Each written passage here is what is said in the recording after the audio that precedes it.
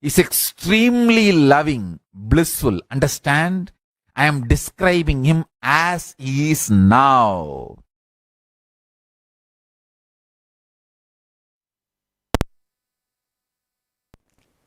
Yes, welcome back. What a way of describing Bhagavan Sri Maha Ganapathi.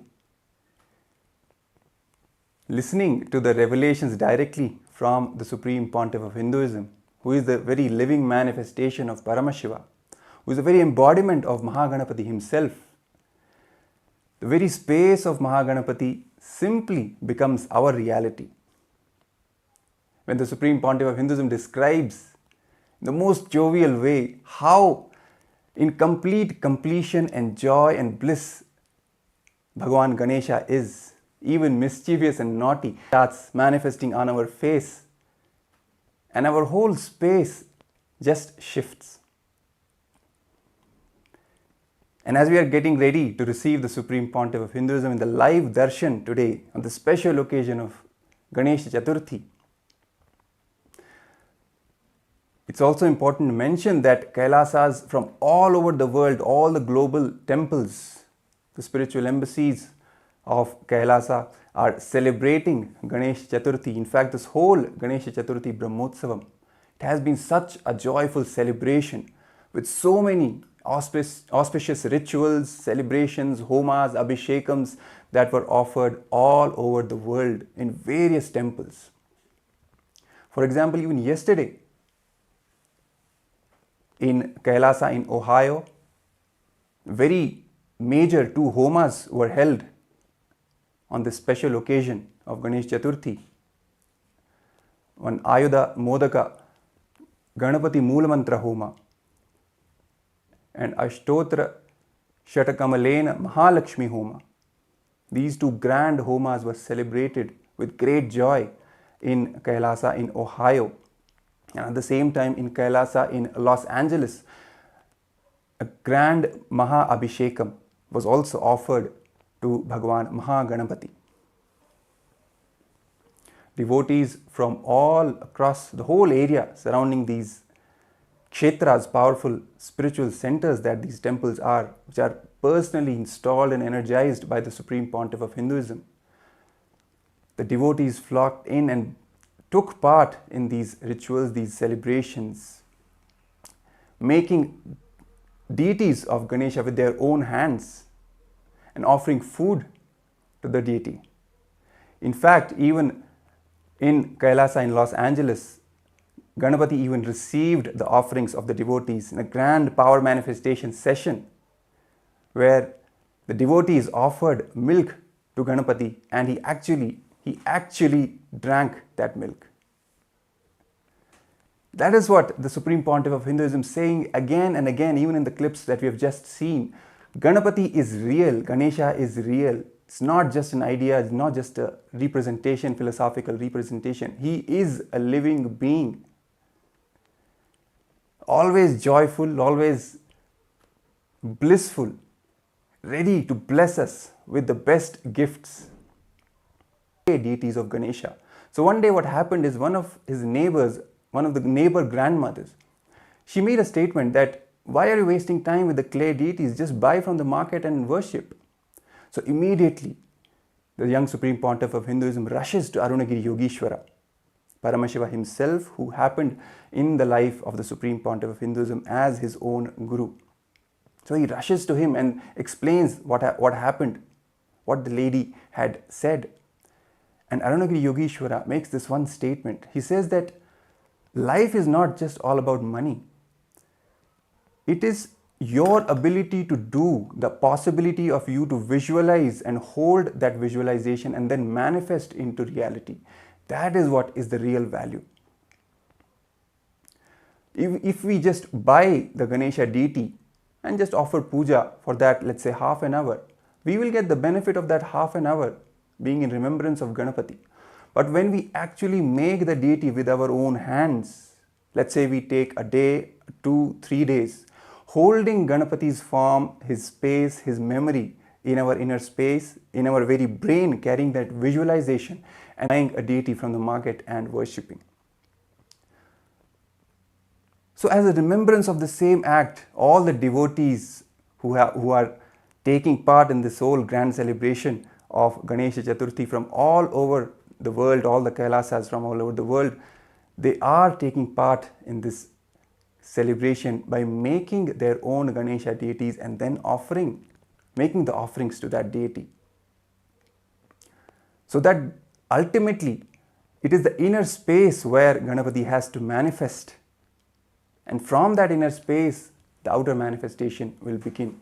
And for that inner manifestation to happen, this simple exercise of making your own deity, clay deity or a sandal paste deity, whatever, turmeric, anything, and then offering to that deity, it holds a completely different value. And the Supreme Pontiff of Hinduism has shared from his own life how Arunagiri Yogeshwara himself initiated him into this powerful truth. Abhishekam, with the homas, with the devotees feeding the Ganesha, making the Ganesha with their own hands, feeding, offering the food, having the prasadam, reinstating that simple attachment to Maha Ganapathi in their own lives. And as we started this whole show today by remembering the truth that the Supreme Pontiff of Hinduism has shared, that Ganesha is real, he is not just an idea. He is not just a representation of some philosophical truth of intelligence or this or that. No, all those are just poisonous ideas which are meant to destroy our simple connection, simple bhakti with our deities, our chosen Ishtadevatas. And also remembering from the powerful story when the Supreme Pontiff of Hinduism himself fed Maha Ganapathi when he was just at the age of 3, a young boy. The whole experience as it went, initially he had the intention that Ganapati should eat the food that he is offering, but initially he was not eating. So the young boy, the Supreme Pontiff of Hinduism, he started intimidating his Ganesha deity, threatening that I will throw you in the well if you don't eat. All these things that he did, but ultimately none of that worked. Finally he got a click from the life of the sage Nambiyanar Nambi, how he did ultimate tyaga, and then from that space he approached Maha Ganapathi. That click is what changed the entire space of the Supreme Pontiff of Hinduism, the young Supreme Pontiff of Hinduism at that time. His whole state of logic and the wrong logic, the tarka and kutarka, it went beyond both of them into vitarka state, where you have simple connection beyond with that click and entered into the space of vitarka. Vitarka, as the Supreme Pontiff of Hinduism explains, is the straight umbilical cord connection, the power line, where simply all the truths manifest, the connection strengthens, and we get initiated into the bhava samadhi of that deity.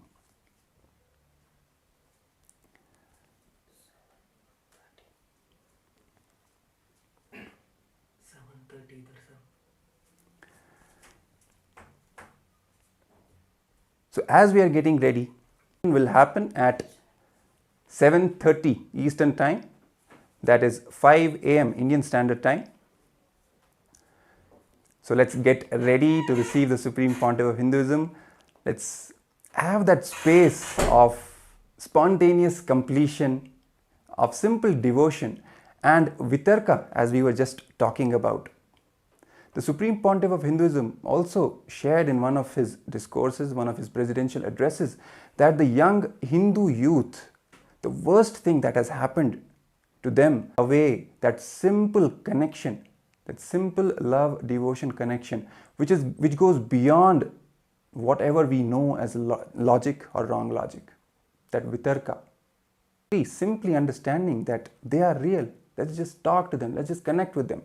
Be it Ganesha, be it Krishna. If we read the stories of the great devotees, This one thing, the one thread that is common across all their lives is Vitarka.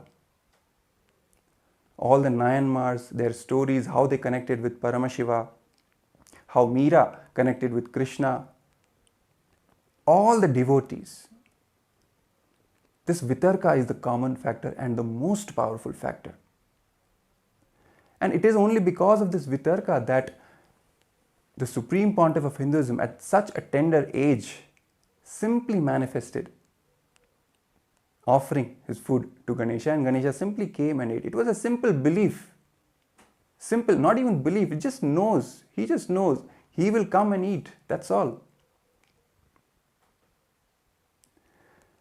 That is what the Supreme Pontiff of Hinduism is trying to inculcate in us today, in all of us, the modern day Hindus, especially the Hindu youth, connecting us back to our roots, connecting us back to the deities, to gods and goddesses, giving the statement that they are all real. Just connect with them.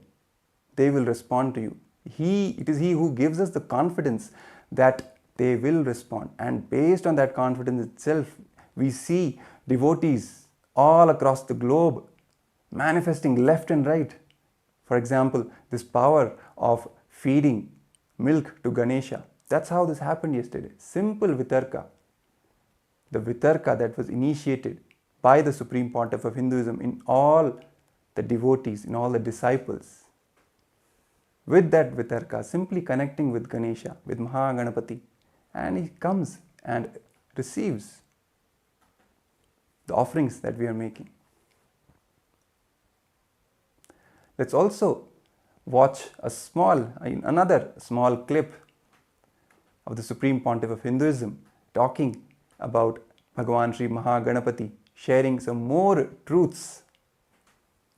And we will come back and get ready for today's grand special Darshan, which is going to start at 7. Arambam Nithyanandeshwari Madhyamam Asmadacharya Paryantam Vande Guru Paramparam. And today, Tirnyana Sambandar. It is Avani Chathurthi.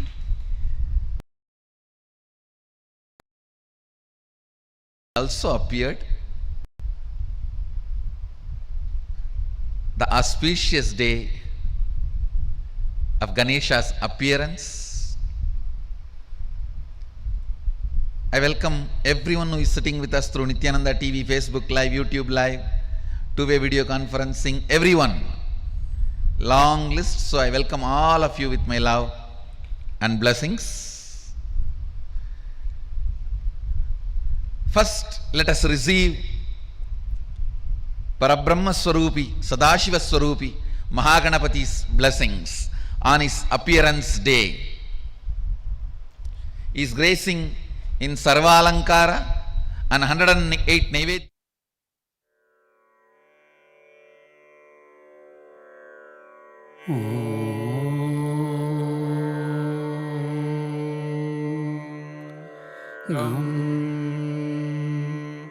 Ananda Ganapataye Namaha.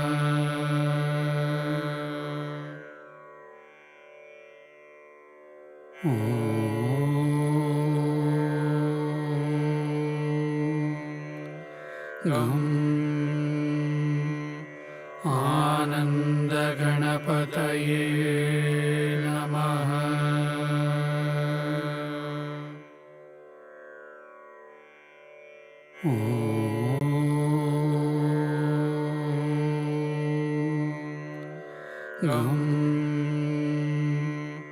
Ananda Ganapataye Namaha.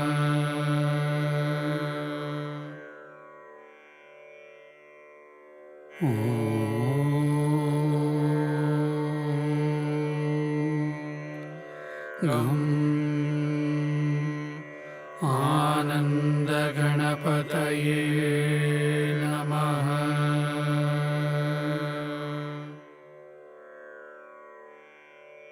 गं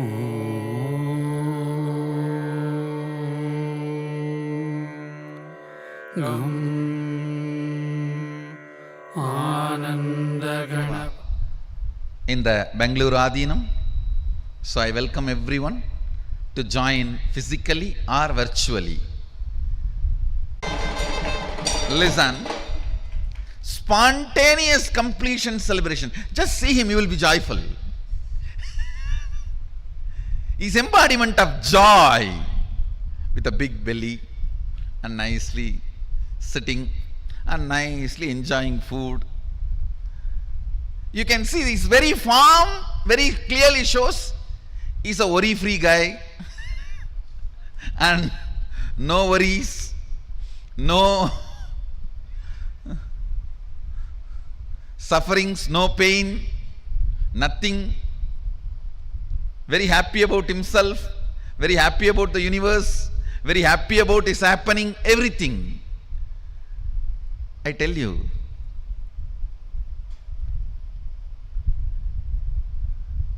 his very way he appeared, the way he happened, if you see the whole story, very casually, Devi just puts her muscle memory, the mehendi, they call it, the haldi which she applied on her body and the mehendi, she just pulled both of it out with her muscle memory and makes Ganapathi and breathes life into it, and the child is playing around outside.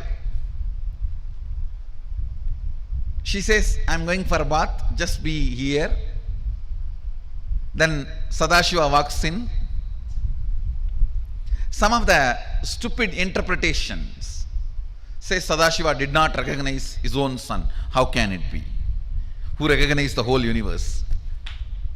How can it be? No. He knows he need to add his part into him.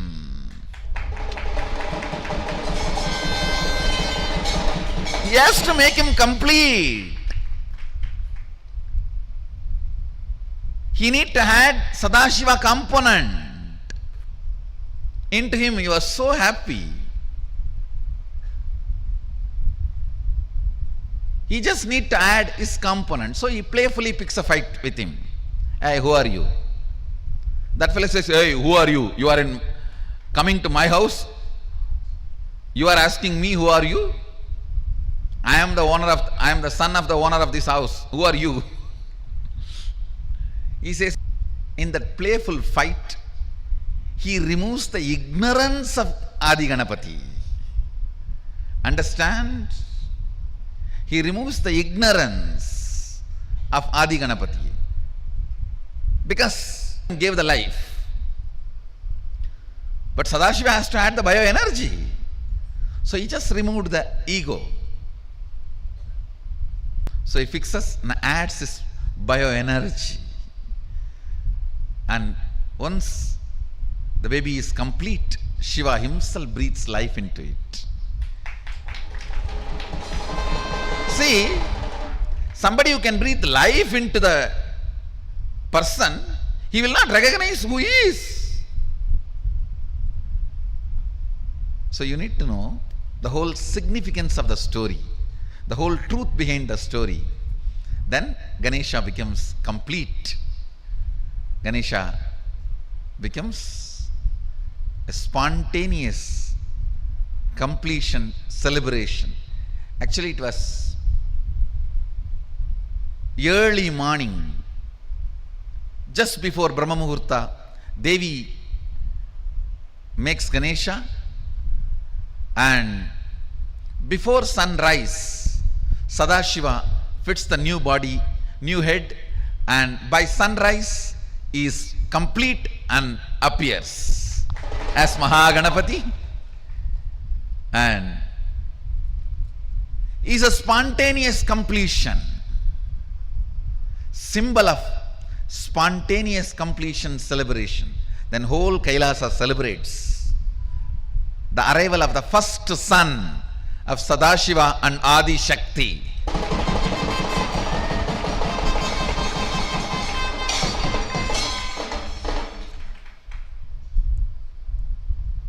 Is the embodiment, symbol of spontaneous completion celebration. Today, let's invoke His grace, let's invoke Him and bring spontaneous completion into all our incompletions. Let your idea about your body be based on completion. Let your idea about your mind be based on completion. Weakest way of existing is fear. Let that fear be blasted by Maha Ganapathi's spontaneous completion celebration. Invoke him. He is easy to approach. Asudosha. Asudosha means easily pleased. Easy to approach. Easily pleased. He is Asudosha. That is why you can approach him in any way. Nithyananda, yes. And as we just witnessed this powerful revelation from the Supreme Pontiff of Hinduism, describing the grandeur, the magnificence of Bhagavan Sri Maha Ganapathi and this intense space of completion that he carries and bestows upon all his devotees, all the disciples who worship him, who approach him with humbleness, with surrender. He just, as the Supreme Pontiff of Hinduism just said, the foundation of our lives. Not even a single moment we should allow any incompletions inside us, any powerlessness inside us. The moment we start allowing incompletions, the moment we start giving legitimacy to the incompletions inside us, it is like we declaring that we don't have any control over our own life, which is actually not true. It is just the state of irresponsibility that gets induced in us by the delusion of Maha Ganapathi's space of perpetual completion. Simply that prasada of spontaneous, instant completion happens inside us, without any need to logically go through all the whatever it is, the thoughts, the thought currents to reach any conclusion. No. Simply a simple decision to complete induces that space of completion. When we just realize that all the incompletions are not even real in the first place, they are just delusion made up by our mind. So we don't even have to fight them, just ignore them. It makes them completely redundant. And we come back to the space of spontaneous completion. As even we were talking about earlier, Maha Ganapathi's form, when he holds the Pasha and Ankusha in his two hands, Ankusha, Maha Ganapathi, the way he is joyful, he is blissful all the time. We should also be energetic, always pro-life, deciding for life, joyful, energetic, excited, working on different things, different projects, taking on multiple things at the same time. Then where is the time of even giving time to any incompletion? From his own life, he shares a story of when he organized the Ganesh Chathurthi festival for the first time. That's how the whole journey began.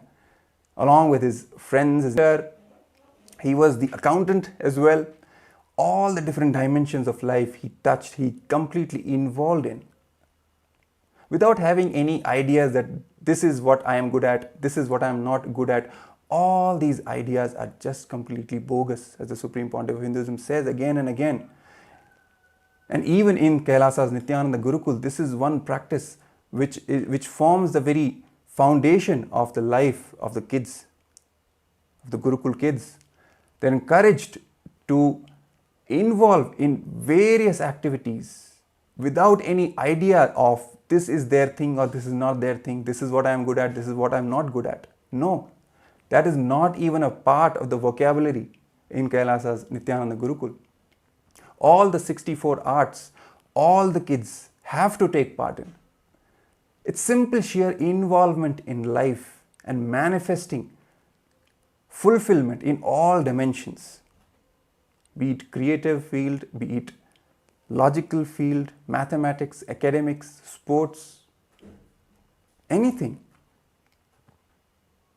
Having that complete involvement with energy, with joy, with bliss, it induces completion from moment to moment in our lives, and we see our life expanding, expanding, expanding every moment. This spontaneous completion, this bliss, this joyful expansion and involvement in life is the prasada that Bhagavan Sri Maha Ganapathi gives to all of us.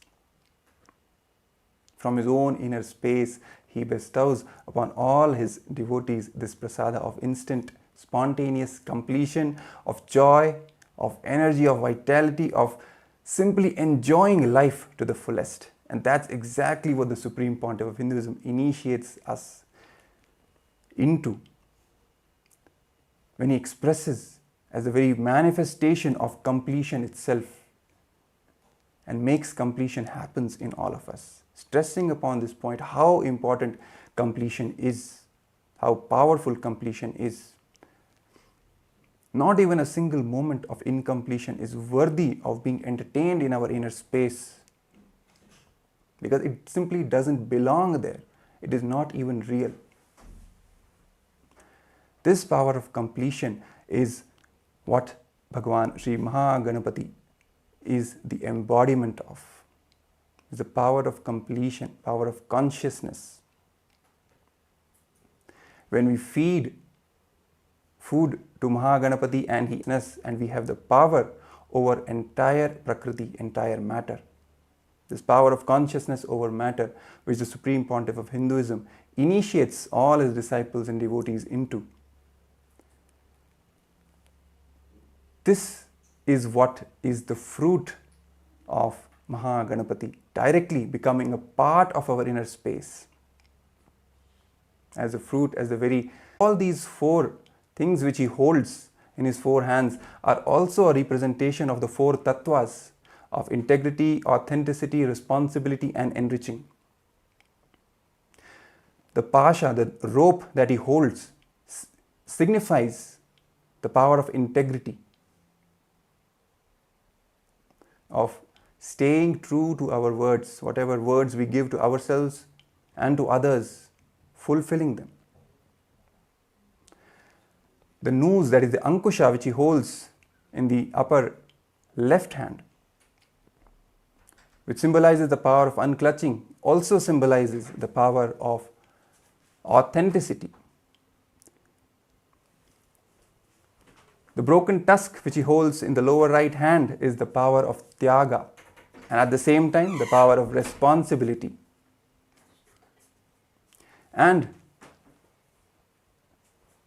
the modaka is the enriching, the power of enriching, with which he bestows the sweetness, the best gifts to all of us. So as we prepare ourselves to receive the Supreme Pontiff of Hinduism, today on the special occasion of Ganesha Chathurthi, when the Supreme Pontiff of Hinduism will be gracing us all with the live Darshan and the presidential address, let us remember all these truths that the Supreme Pontiff of Hinduism shares with us about Bhagavan Sri Maha Ganapathi, and let us invoke the same space of instant completion, of spontaneous completion in ourselves, carrying the space of devotion and gratitude as we are preparing ourselves for the darshan. So let us take a short break and we will get back to lead into the live darshan by the SPH.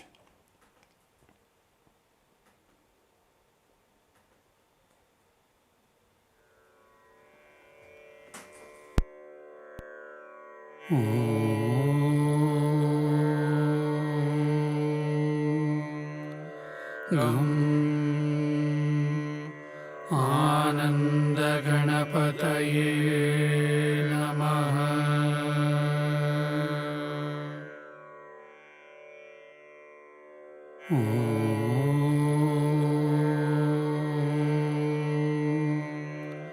गं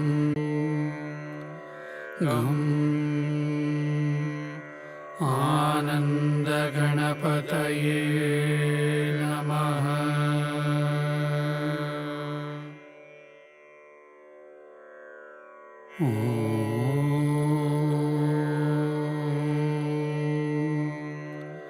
गं आनन्दगणपतये नमः।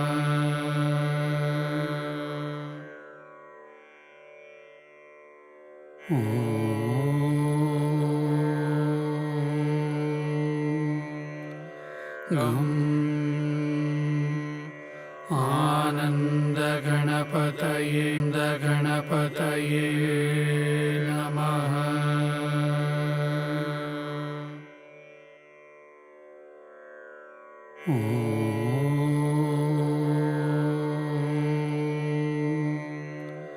गं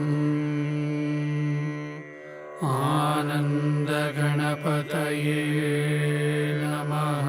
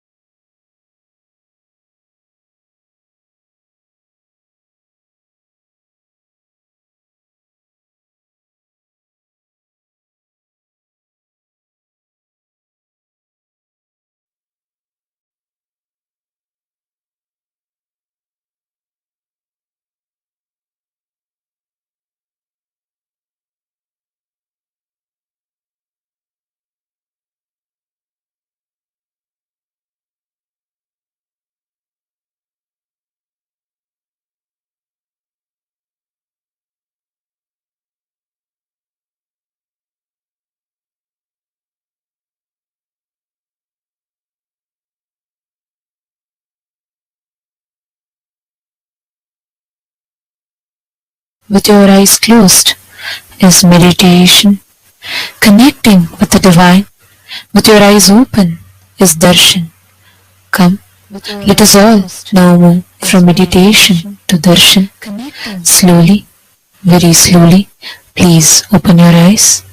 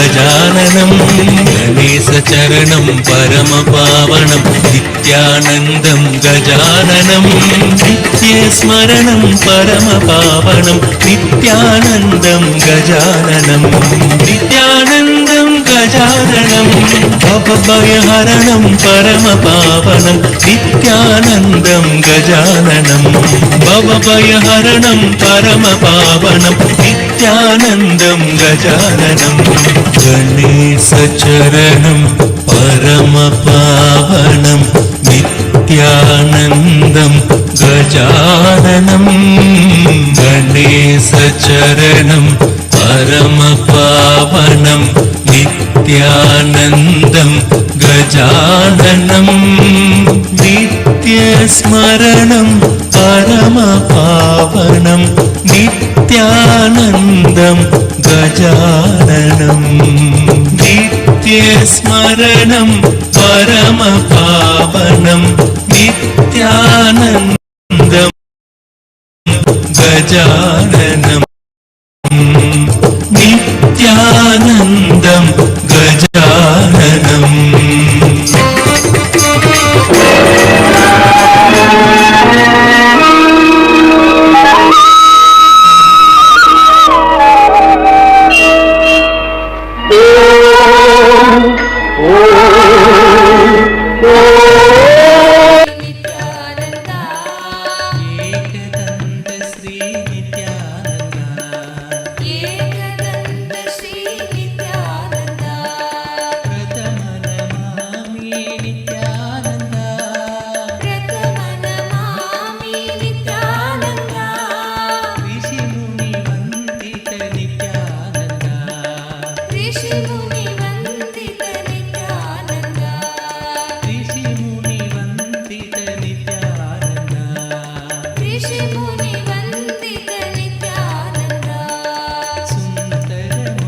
శ్రీ నిత్యానంద సుందరముఖ శ్రీ నిత్యానంద ఏకదంత శ్రీ నిత్యానంద ఏకదంత శ్రీ నిత్యానంద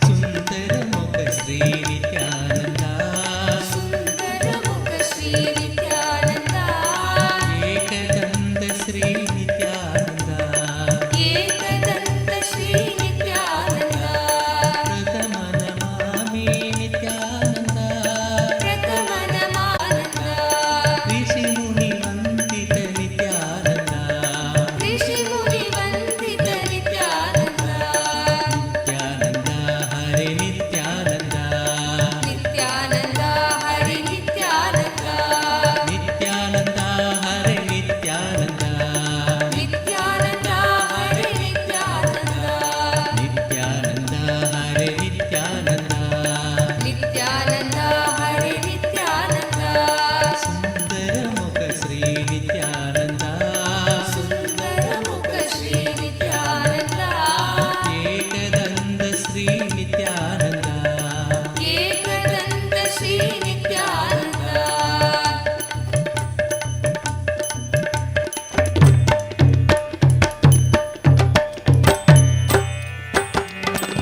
గజముగ గజముగ గజానన గజముగ గజముగ గజానన గజముగ గజముగ గజానన గజముగ గజముగ గజానన గౌరీ నందన నిత్యానంద గౌరీ నందన నిత్యానంద గిరిజానందన నిత్యానంద గిరిజానందన నిత్యానంద గిరిజానందన నిత్యానందన నిత్యానంద గిరీశనందన నిత్యానంద గజముగ గజముగ గజానన గజముగ గజముగ గజానన గజముగ గజముగ గజానన గజముగ గజముగ గజానన గౌరీ నందన నిత్యానంద గౌరీ నందన నిత్యానంద గౌరీ నందన నిత్యానంద గౌరీ నందన Nityananda గజముగ గజముగ Gajanana గజముగ గజముగ Gajanana గిరిజానందన Nityananda గిరిజానందన Nityananda గిరిజానందన Nityananda గిరిజానందన Nityananda గిరీశనందన Nityananda జానన గజముగ గజముగ Gajanana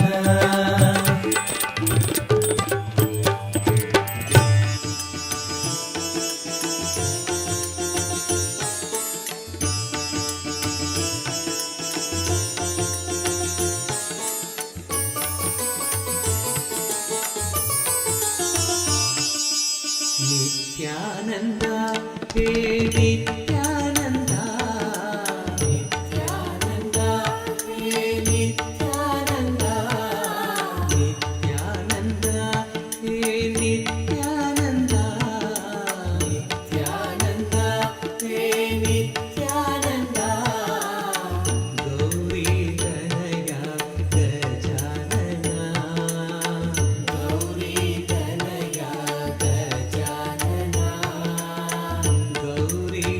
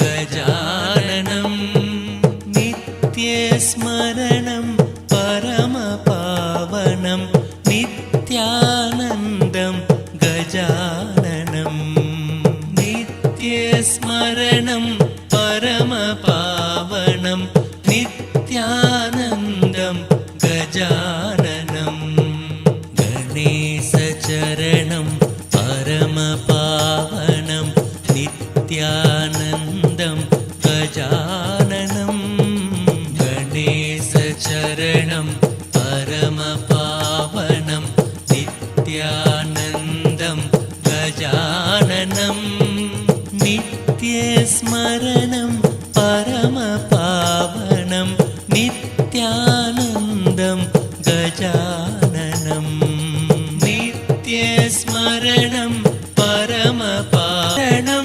परमपावनं नित्यानन्दं गजाननं भवभयहरणं परमपावनं नित्यानन्दं गजाननं भवभयहरणं परमपावनं नित्यानन्दं गजाननं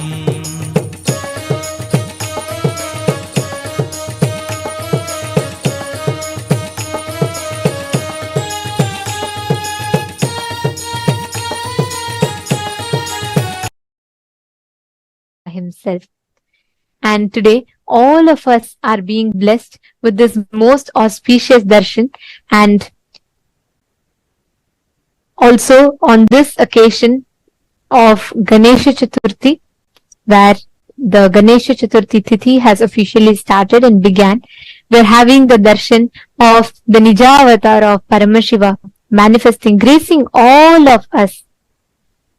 As each of us sit, the first one being YouTube, you all can head to KAILASA's SPH Nithyananda, the official YouTube channel, and please subscribe to the channel. Go to the live stream in that channel. You can post all your prayers, all the blessings requests as a comment under the comment section. Next, please head to kailasa.org and scroll down and you'll be prompted with a WhatsApp icon. Click on it, join the WhatsApp community, and through your WhatsApp, You have to go to the pinned tweet of that particular handle, and you'll have to reply tweet to that particular pinned tweet with any questions that you would like to request, any subject that you would like to request Swamiji to reveal further on. Please use the hashtag Ask the Avatar, and you can post all your prayers and requests there. the next is Instagram. Please head to Kailasa's SPH Nithyananda Instagram handle, the official Instagram handle of Swamiji. Please make sure to click the follow button if you have not done so that you don't miss out on any of the latest updates and the photos of the Supreme Pontiff of Hinduism. Click on the profile picture. You'll be led to a live stream, and right under the live stream, you'll be seeing the live chat icon. Click on it. Post your prayers and requests directly as a comment so that you can receive the blessings from Swamiji. The next being Facebook. All of you can head to Kailasa's SPH Nithyananda Paramashivam, the official Facebook page. Don't forget to like and follow, and you will receive all the latest news, events and updates from Kailasa on the Facebook page. And also you can go to the live stream of that particular Facebook page, and you can post all your prayers, all your blessings requests, messages of gratitude and love to Swamiji on that under that comment section of that particular live video. And today, all the participants that are sitting here, yesterday Swamiji had revealed some of the most powerful insights, and I would say the grand vision that Swamiji is envisioning through the revival of the responsible democracy of Kailasa, which is already starting to take effect. The immediate effects are starting to take action. So every one of you that are actively voting for in your respective houses of parliament, Raj Sabha and the Chit Sabha, please remember, as the Supreme Pontiff of Hinduism himself envisioned yesterday, this all the born Hindus and practicing Hindus. Take a few minutes of your time spent in becoming part of this everyday voting. By doing so, you are being part of one of the most important aspects of one of the most important revival of the responsible democracy. It's so beautifully Swamiji mentioned yesterday. Kailasa is completely apolitical, and nothing is done, nothing is chosen based on any kind of politics, but chosen based on responsibility that each of us show. Each of us, you might live from any part of the world. Right now, we literally have Hindus practicing, living Hindus from across the globe, from literally all the time zones that are here gathered with us. And the Supreme Pontiff of Hinduism, who is spearheading this effort, are empowered with the right knowledge. And based on the responsibility that we show, we are made as a part of the core government of Kailasa, where, as we all know, Swamiji had revealed to us how Hinduism has the most ancient democracy system, which is called as the responsible democracy that was conducted as Anubhava Mantapa. And Swamiji is reviving this exact thing so that all of us are first enriched with the right knowledge, empowered with the powerful cognitions, and through the empowerment and the powerful cognitions Swamiji is giving us, making all of us responsible so that we all take the risk. We learned about the 11 genders. Gender identity has become a huge crisis that the modern day is currently facing. There are many gender-related issues and women empowerment-related issues that the world is facing. And at this point in time, when the world is diversified in its opinions on gender, and ultimately each group having a divided stance on this, and there's a lot of discussions and science from Hinduism to the whole world through the revival of 11 genders. Swamiji revealed one of the most unique and important principle of Hinduism, where every being is revered. The essence of every being is revered as consciousness, irrespective of the choice of gender that they choose to express, that they choose to carry forward with. And today, so many of you had also posted how you feel that this knowledge is too precious and has to be taken to the world, and how it is going to help resolve some of the most important modern day issues. So, keeping this in mind, this is going to be the voting topic for today. And just a reminder for everyone, all those who want to be a part of this grand revival of Kailasa and be a part of this governing body of Kailasa, yesterday Swamiji had told how Swamiji has already started choosing people based on the responsibilism that each one shows, the responsible activism that each one shows. And here, and Swamiji also mentioned how based on how actively you are participating in the voting, whether it is the Rajya Sabha voting, which is open to all the Hindus across the world, be it born Hindus or practicing living Hindus. It is open for everyone, including the SJP Kartas, Yajamans, and Sarvanya Pitadishwas, like everyone. This is open for all. And the Chit Sabha members is an exclusive voting opportunity which is open and available only for the Chit Sabha participants. So we request all of you to take a few minutes and be a part of this revival of responsible democracy, and take some time to visit the website events.kailasa.org/Hindu-votes, and please cast your vote.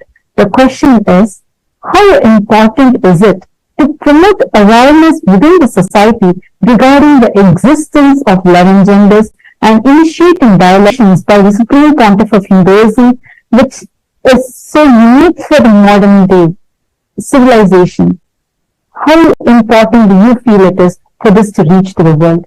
Please take a few minutes, and I request all of you to go ahead and cast your vote.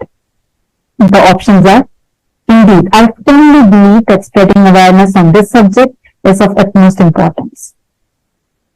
Second, no, I do not believe such efforts are necessary. Third, I hold the view that such awareness may not significantly impact the society. Take a few minutes and please tweet the choice you voted for on Twitter, and please tag Swamiji's official Twitter handle at Sri Nithyananda, and use the hashtags #Kailasa Parliament, #Kailasa Votes, and #Nithyananda, and please tweet why you choose this. Kailasans, we've all experienced the profound and distinctive gender equal policies that takes place in all the governing policies of Kailasa as envisioned by the Supreme Pontiff of Hinduism himself. Be it women empowerment, a prime example of which is the fact that within Kailasa, women occupy 80% of leadership positions. And in every which way, Swamiji is reviving in the most unique and profound way gender equality. And furthermore, Kailasa stands as the only nation that has recognized and honors the existence of 11 unique genders, celebrating the essence of each individual as consciousness. It is only and raise awareness and ignite meaningful discussions in global forums. In your opinion, how do you think we can accomplish this? And as we are reading it out, you all can check it out on your respective chats. All the Sarvajñapita Yajamans and Kartas, please do check it in your respective chats. And the link has already been posted there. We request you all to head there and please take a few minutes to cast your vote. The options are: option A, by participating in international events and forums, which helps you in actively engaging and where we can effectively represent the sacred revival of Kailasa and its progressive gender policies on a global stage.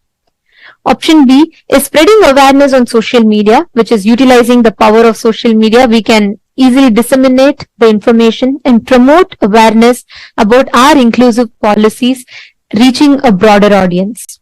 Option 3 is encouraging inclusive conversations in independent private events. That is another approach, which is to foster inclusive conversations on these topics within the independent events, and these discussions can create a ripple effect of awareness and understanding. And option 4 is if you believe that you can't really bring a significant impact, you can let us know with that. So please do take a few minutes, cast your vote, and do let us know. I'd like to take this opportunity to remind all the Sarvajñapita Yajamans, Kartas, all of you, the grand vision that Swamiji himself revealed yesterday.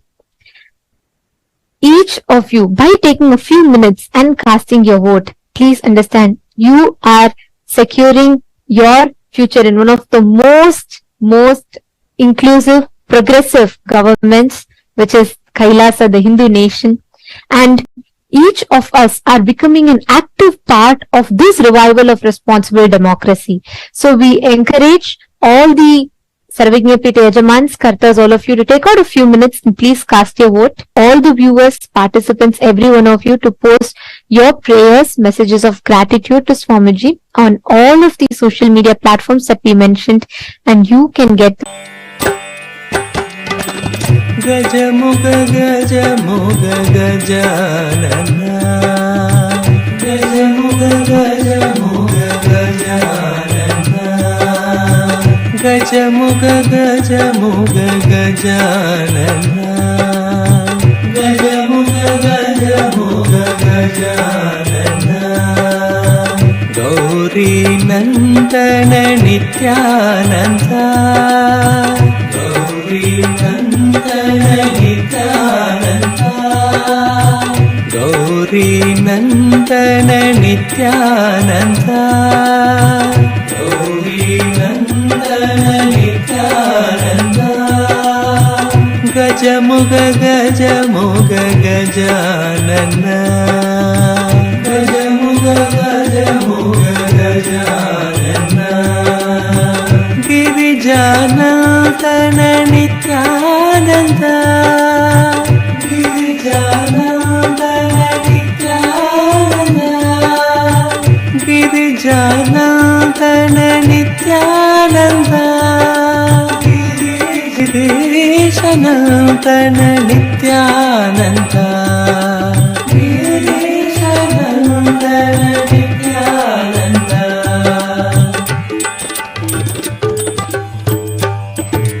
గజముగ గజముగ Gajanana గజముగ గజముగ Gajanana గజముగ గజముగ Gajanana గజముగ గజముగ Gajanana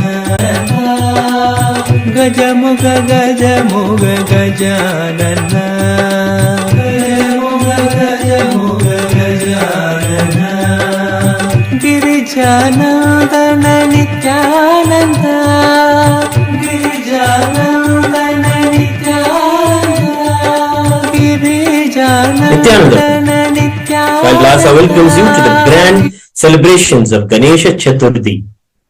Kailasas around the world are celebrating with the deities of Maha Ganapathi and the Supreme Pontiff of Hinduism, Bhagavan Nithyananda Paramashivam.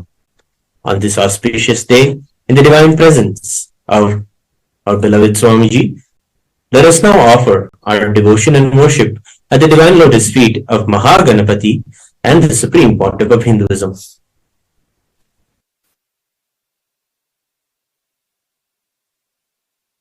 Om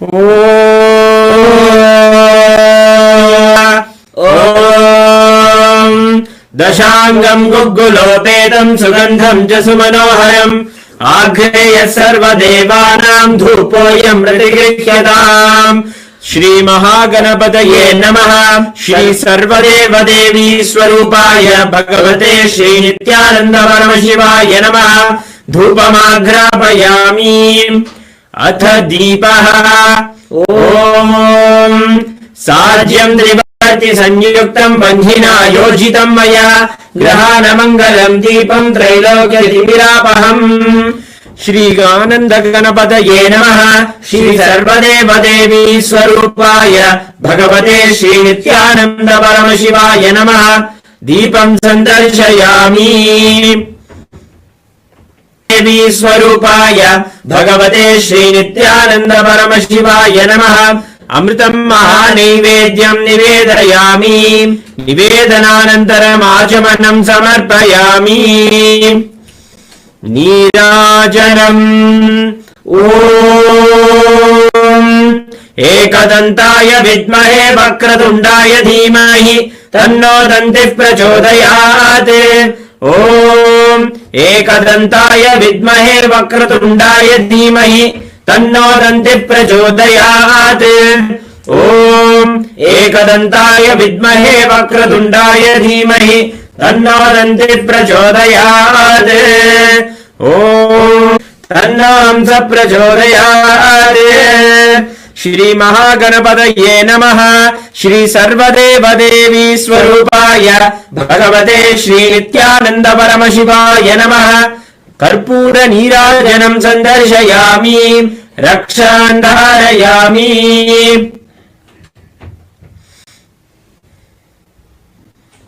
Today also we celebrate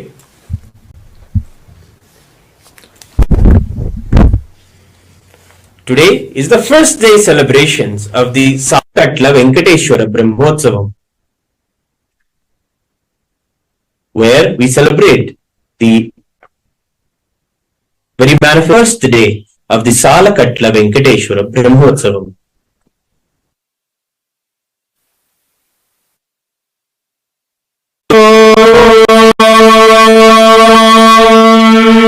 क्षीरोदन्वत्प्रदेशे शशिमणिबलसत्सैकतैर्मौक्तिकानाम् मालानिप्तासनस्ता स्फटिकमणिनिधैर्मौक्तिकैर्मण्डिताः शुभ्रैरभ्रैरभ्रैरुपरि विरचितैर्मुक्तपीयूषवर्षैः आनन्दीनः पुनीयादरिनलिनगदा शङ्खपाणिर्मुकुन्दः भूपादौ यस्य नाभिर्विरसिरचन्द्रसूर्यौ च नेत्रे कर्णावासा शिरोद्योर्मुखमभिदहनो यस्य वासेयमब्धिः अन्तस्तम् यस्य विश्वम् सुरनरकहो भोगिगन्धर्वदैत्यैः चित्रम् रम्यधेतम् त्रिभुवनवपुषम् विष्णुवेशम् नमामि। अथ धूपः ॐ दशाङ्गम् गुग्गुलोपेतम् सुगन्धम् च सुमनोहरम् आघ्रेयः सर्वदेवानाम् धूपोऽयम् प्रगृह्यताम्। श्रीश्रीनिवासवरब्रह्मणम् त्रैलोक्यतिमिरावहम् श्री श्रीनिवासवरब्रह्मणे नमः। सर्वदेवदेवी स्वरूपाय भगवते श्री नित्यानन्द परमशिवाय नमः। दीपने नमः। श्री सर्वदेवदेवी स्वरूपाय श्रीवेङ्कटनिवासाय श्रीनिवासाय मङ्गलम्। कर्पूरगौरम् करुणावतारम् संसारसारम् भुजगेन्द्रहारम् सदा वसन्तम् हृदयारविन्दे भवम् भवानी सहितम् नमामि। भवम् भवानी सहितम् नमामि। भवम् भवानी सहितम् नमामि। श्री श्रीनिवास परब्रह्मणे नमः। श्री सर्वदेवदेवी स्वरूपाय भगवते श्री नित्यानन्द परमशिवाय नमः। कर्पूर नीराजनम् सन्दर्शयामि रक्षान् धारयामि। शोणाद्रीशावताराय ज्योतिस्तम्भस्वरूपिणे श्रीकैलासप्रधानाय नित्यानन्दाय मङ्गलम्। तत्त्वज्ञानप्रदाताय नित्यानन्देश्वररूपिणे श्रीकैलासप्रधानाय नित्यानन्दाय मङ्गलम्। मूलप्रकृतिरूपाय परमशिवशक्तिस्वरूपिणे श्रीकैलासप्रधानाय नित्यानन्दाय मङ्गलम्। श्रीकैलासप्रधानाय नित्यानन्दाय मङ्गलम्। आदिपूज्याय देवाय सकृत्पूर्णत्वरूपिणे श्रीकैलासप्रधानाय नित्यानन्दाय मङ्गलम्। योगभट्टाभिषिक्ताय राजसन्न्यासधारिणे श्रीकैलासप्रधानाय नित्यानन्दाय मङ्गलम्। सार्वभौमैकपत्याय राजराजार्चिताय च श्रीकैलासप्रधानाय नित्यानन्दाय मङ्गलम्। मङ्गलम् कल्पवृक्षाय मङ्गलम् ज्ञानदायिने परमशिवाय श्रीनित्यानन्देश्वराय मङ्गलम्। मङ्गलम् श्रीविद्याम्बायै मङ्गलम् कामदायिन्यै सर्वमङ्गलदात्री नित्यानन्देश्वर्यै मङ्गलम्। मङ्गलम् गुरुदेवाय मोक्षमूलाय मङ्गलम्। परमावताराय नित्यानन्दाय गुरवे मङ्गलम्। त्वम् स्मृतमहम् धन्य मम प्राणमहेश्वर गङ्गाधर नामेति स्तोत्रस्थानम् ददाम्यहम्।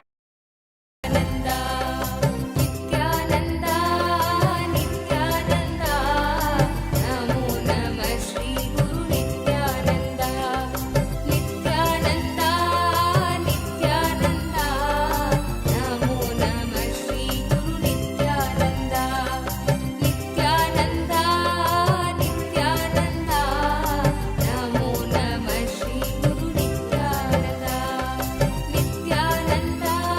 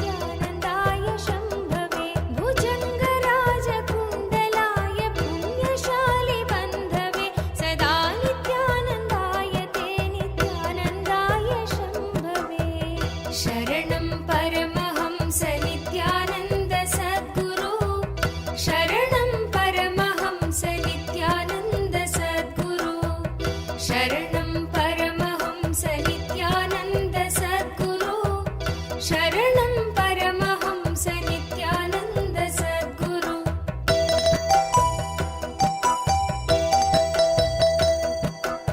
शरणं परमहंस नित्यानन्द सद्गुरु शरणं परमहंस नित्यानन्द सद्गुरु शरणं परमहंस नित्यानन्द सद्गुरु शरणं परमहंस नित्यानन्द सद्गुरु चतुर्मुखाननारविन्द वेदगीतमूर्तये चतुर्भुजानुजा शरीरन्दवस्वरूपिणे सदा नित्यानन्दाय ते नित्यानन्दाय शम्भवे चतुर्विधार्थदानशौण्डताण्डवस्वरूपिणे सदा नित्यानन्दाय ते नित्यानन्दाय शम्भवे शरणं परमहंस नित्यानन्द सद्गुरु शरणं परमहंस नित्यानन्द सद्गुरु शरणं परमहंस नित्यानन्द सद्गुरु Om, Om, Om. As the ultimate manifestation of Paramashiva's Ardhanarishwara Murti, Gajamuga Anugraha Murti, I bless you all with Paramadvaita.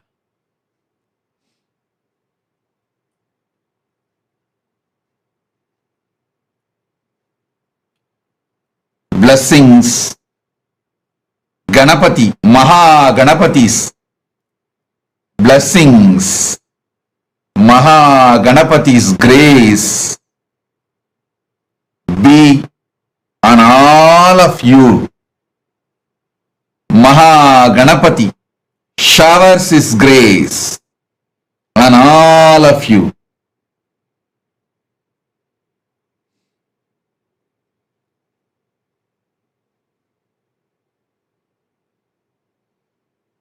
Let all the auspiciousness be on all of you. Sarva Mangala Praptirastu. Sarva Mangala Praptirastu. Sarva Mangala Praptirastu.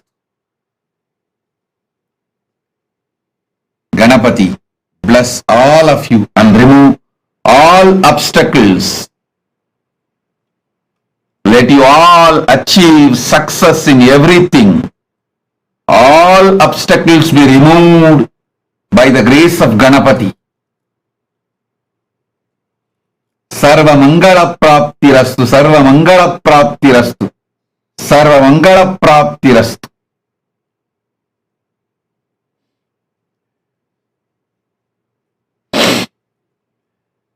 I initiate all of you into the awakening of your Kundalini Shakti and ultimate gender Ardhana and give you the experience of Divya Sarira infusing Paramashiva's DNA. I'll energize, mirror and all the other alchemy products you have, turmeric, kumkum, sandal, all the alchemy products and aushadas and Krishtasila. Sit now. I'll transmit Paramashiva's DNA into all of you now. Om, Om, Om.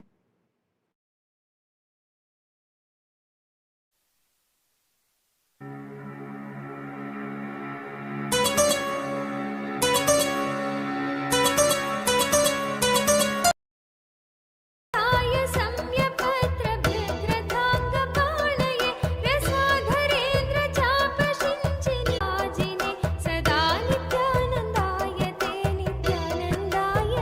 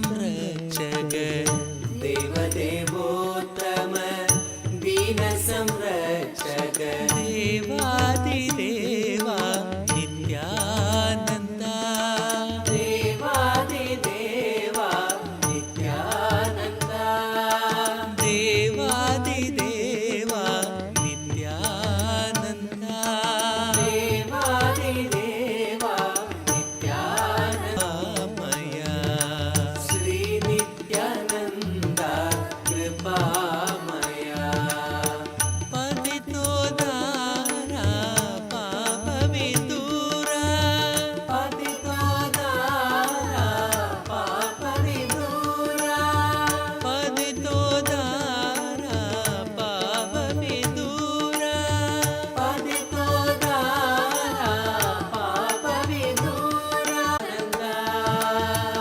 भस्मोद्भवकर भवभयनाशन भस्मोद्भवकर भवभयनाशन भस्मोद्भवकर भवभयनाशन भस्मोद्भवकर भवभयनाशन Shri Nityananda कृपामया Shri Nityananda कृपामया Shri Nityananda कृपामया Shri Nityananda कृपामया Shri Nityananda कृपामया Shri Nityananda कृपामया देवदेवोत्तम दीनसंरक्षक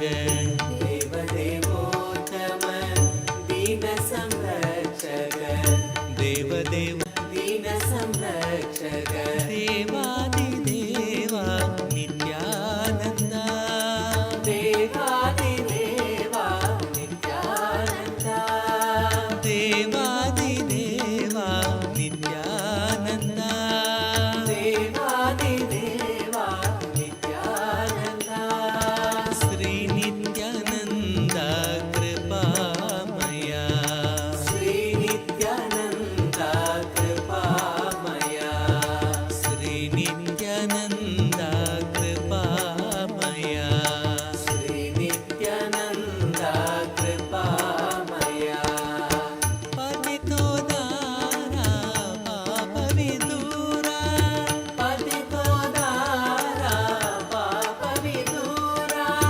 पतितोद्धारा पापविदूरा पतितोद्धारा पापविदूरा नित्यपुरीशा Nityananda नित्यपुरीशा Nityananda नित्यपुरीशा Nityananda नित्यपुरीशा Nityananda भस्मोद्भवकर भवभयनाशन भस्मोद्भवकर भवभयनाशन भस्मोद्भवकर भवभयनाशन कृपामया Shri Nityananda कृपामया देवदेवोत्तम दीनसंरक्षक देवदेवोत्तम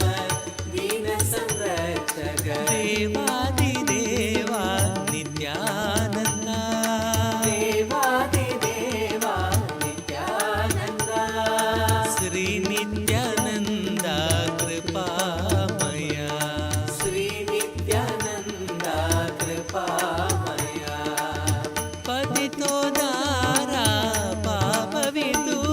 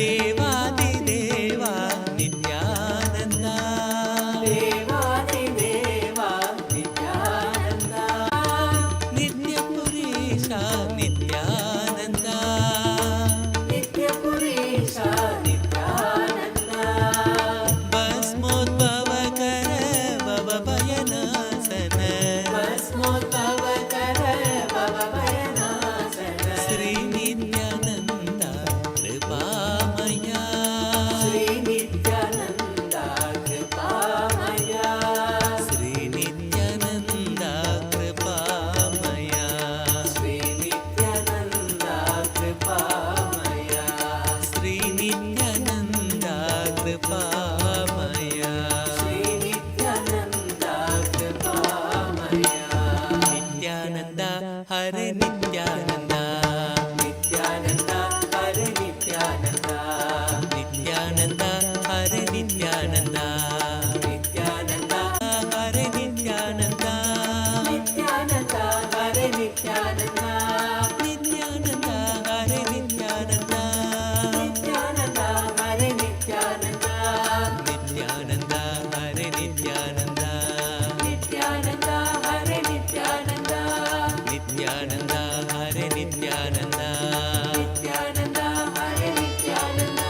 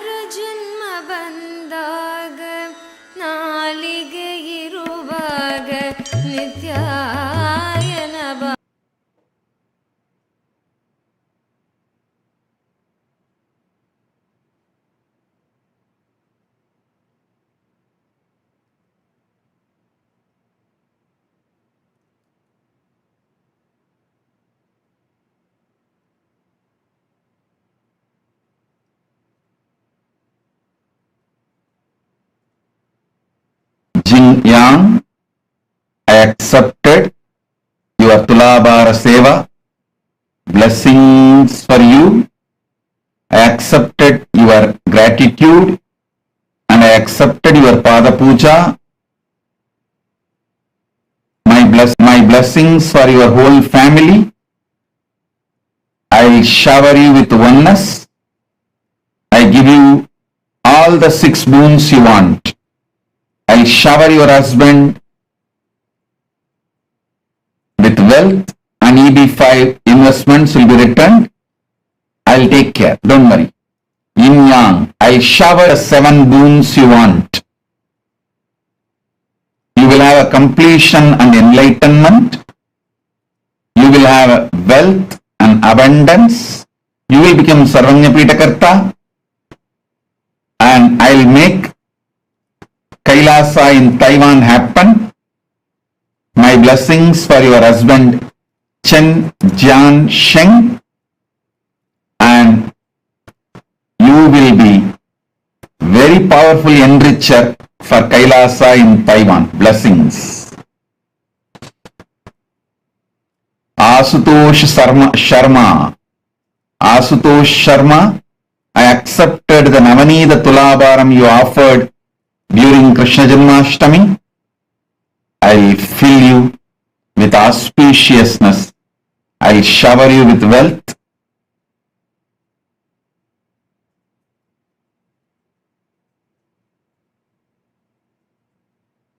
I'll remove your ego. Asutosh Sharma, don't worry. I'll remove your ego, give you oneness. You will become Sarvanyapitakarta. Blessings for your spouse Swaranima. Blessings for Swarnima. And you will live enlightened life. Asutosh Sharma. Tata enlightenment. Success. Blessings for your mother Guo Dien. My blessings for your mother Guo Dien. My blessings. Erina Merino, I accepted your Pratyaksha Pada Puja. I reside in your heart, so I will heal your heart, blood pressure, kidney and all up with all auspiciousness.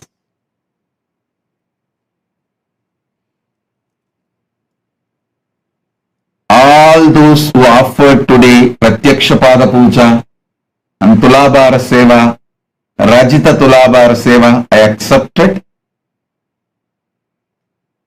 My blessings. I will respond to each one of your prayers and bless each one of you individually in next further satsangs. I will also respond and bless every one of you individually, your prayers in further darshans every day. My blessings.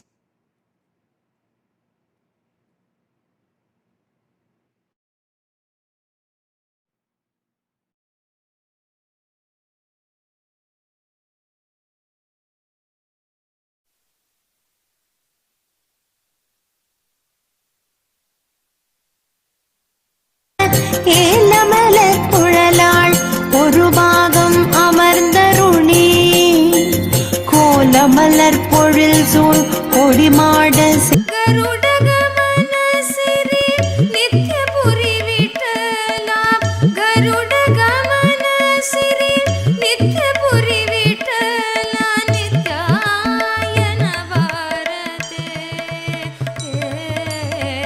நித்ய मीनाक्षि सुन्दरेश्वरा भिन्नस्वरूप परशिवपुत्र रत्न कुमार गुरुमण्यतुल्यावतार श्रीपार्वती स्तन्यपानलब्ध दिव्यज्ञान विश्रुत सकल निगमागमसारभूत द्राविड वेद प्रवक्त्रे श्रीमत् परमशिव करुणा समधिगत मुक्तामय चतुरश्रयान गीयमान छत्र चामर श्रीचिह्न काहलादि समस्त बिरदावल्यलङ्कृत शैव सिद्धान्त स्थापनाचार्य श्रीराजाधिराज पाण्ड्य महाराज गुरु क्षपण शाक्यादि महान्धकार निवारण ज्ञान भानु वीक्षणानर्हार्हध्वजोच्छेदन पूर्वक श्रीमद्वृषभध्वज स्थापक शैव समय कर्तृ सर्वज्ञ पीठारूढ श्रीजगद्गुरु श्रीज्ञान संबंध देशिक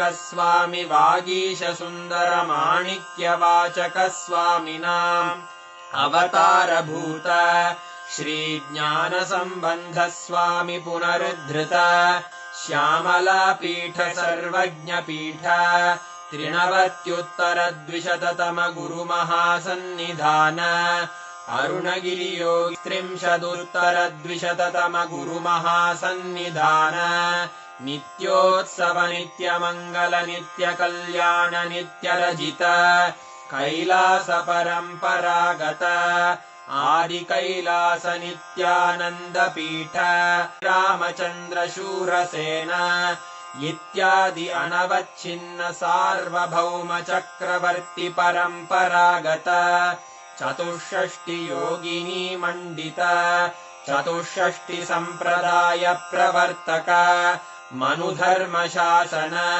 सूर्यवंश प्राप्त सर्वज्ञपीठ सुरांगी साम्राज्य मूर्धाभिषिक्त चूडामणे सा श्री परमशिव सिंहासनाभिषिक्त समस्त गणनायक श्री महागणपति समारंभ अनवच्छिन्न पीठाधीश्वर गुरु परंपरा प्राप्त अटल पीठ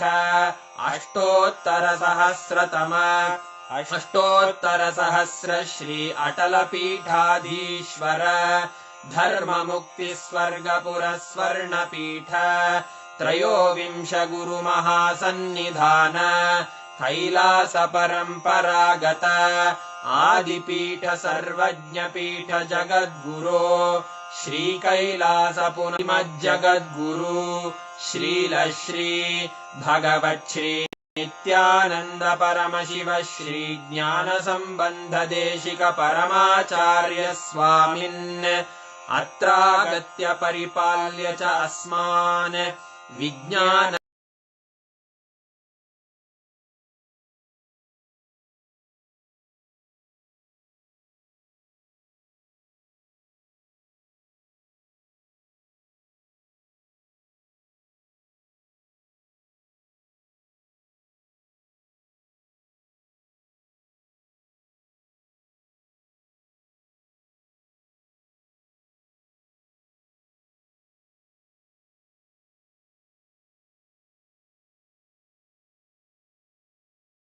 Beautiful darshan, Sarva Mangala, and we've all been showered, bestowed with all aspects of life.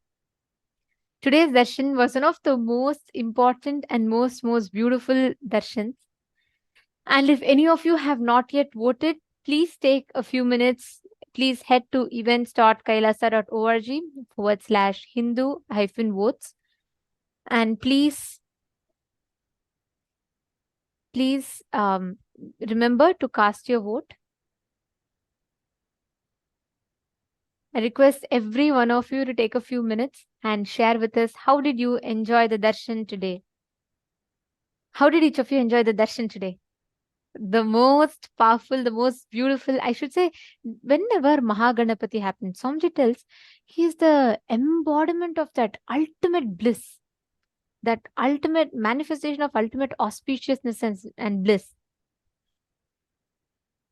And right now, right after we've all received the darshan of Vignaharta, Maha Ganapathi, let us all sit now, connect to Maha Ganapathi. Each one of us right now,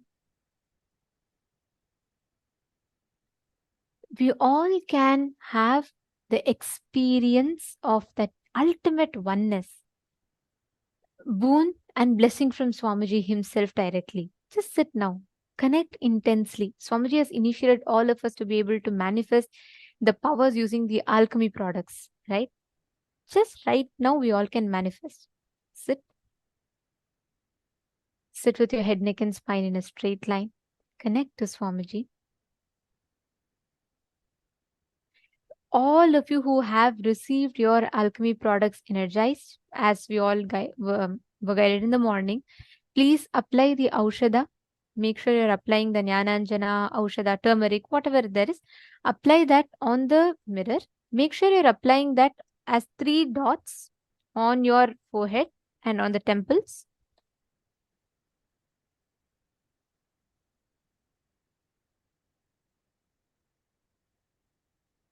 Yes. Now understand that mirror will act as literally like a transmitter, which means like how with what clarity you will be able to see on your phone screen or your laptop screen. With that same clarity, if not even more, you will be able to see on the mirror. The mirror has unique ability to hold, receive and hold energy and transmit the energy. So what is going to be happening now is that right after you receive the energy, right after you receive the initiation, when you apply the Aushada, the whole mirror literally gets energized. And you will see the answers to all the questions that you have on the mirror. It's very simple. All you need to do is connect to Swamiji and just sit from that space of oneness. You will be able to start seeing clearly on the mirror. Understanding? Shall we all start? Please sit straight. Sit with your head, neck, and spine in a straight line.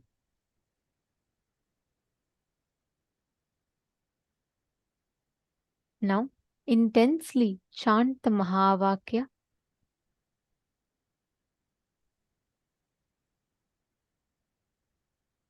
Any place that you want. Let's say you want to see Arunachaleshwara temple, or let's say you want to see any place. You want to see where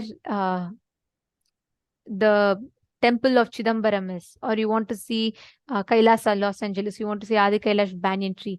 Any place that you want, you can scan through your third eye and you can have the darshan of it beautifully on the mirror. You will be able to see it with crystal clarity. First, make sure you're applying Aushada on the mirror fully. Apply Aushada on the 3 points on your forehead. Can I request each of you to please confirm once you've applied?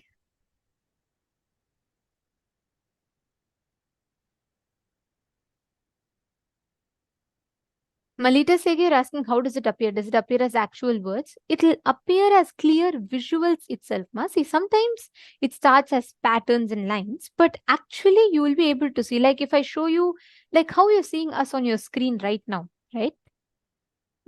Like you're able to see it clearly. The same clarity you will see it on the mirror, ma. And it will actually intensify because it is not on your capability. It is completely the mirror's ability to project whatever you want to see. The moment you create that strong will consciously, it will actually appear on the mirror. You will be able to see it. Come on, can I request every one of you to please have the mirror?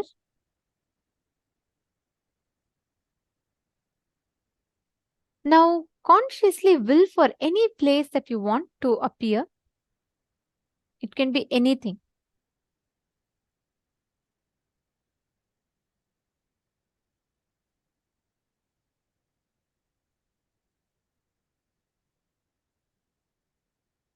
Yes. Sanjay over here, if you've already voted, you don't need to worry. If you voted once, that's enough.